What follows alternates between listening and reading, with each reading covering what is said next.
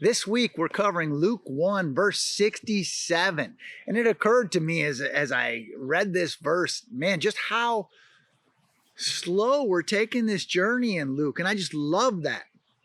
I know we've mentioned that before, that the pace here is just incredible, and just how it gives us that time to stew on each verse or couple verses. I mean, here it is, mid to late June, and we started this journey the very second week of January, right after New Year's, and only being 67 verses into this gospel has given us quite a lot of time just to let what God's saying to us soak in over this journey. And I hope you're enjoying the pace of it as well. But that being said, as I cross into verse 67, which is, then his father Zechariah was filled with the Holy Spirit and gave this prophecy. Man, there's really not much more to say about Zechariah, Elizabeth, John the Baptist. And that's good, because we're about to start a transition into the life of Jesus, which is all what this gospel's about. But that being said, covering through this verse, Zechariah, we've talked about him extensively.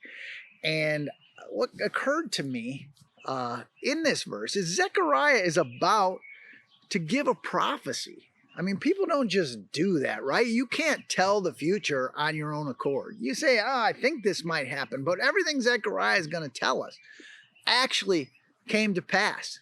And the fact that he is filled with the Holy Spirit from God to allow him to do this made me think back to all the other conversations we've had about Zechariah, deal with his shortcomings or failures in some way and how he's overcoming those.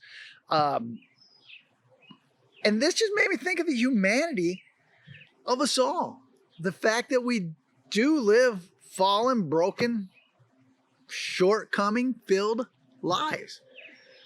And that Zechariah is about to be used by God to do something that he couldn't possibly do on his own accord. He's about to tell us what's going to happen. He's going to tell us about the fact that God is going to start or continue, I would say, this plan of redemption for the world through Jesus. And it's kind of neat that these first 67 verses of Luke, we haven't really spent a lot of time talking about Jesus yet at all.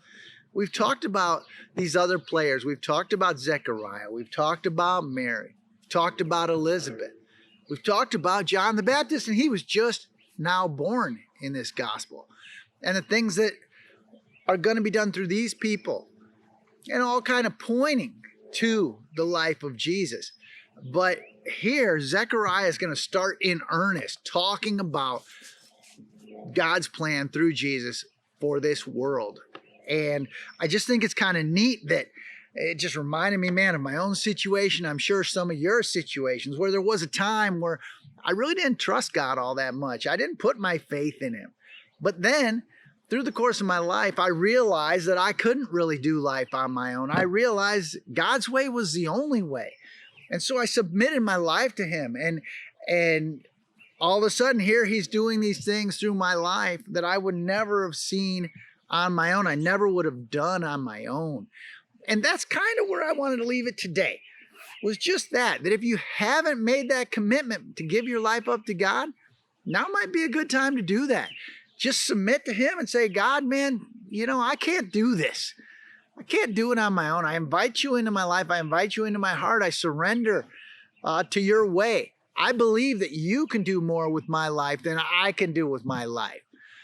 And give him the shot. I think he'll be able to do big things in your life like he's done in many other lives. Your life won't be perfect and flawless, but it'll give you a new perspective, a new refreshing view on everything. And I just invite you to do that today. And I mean, if you've already done that, again, just recommit to God and what he's doing through your life. Surrender to him every day and just look for his wisdom and guidance in your life. We'll catch you next week on Wednesday Wisdom.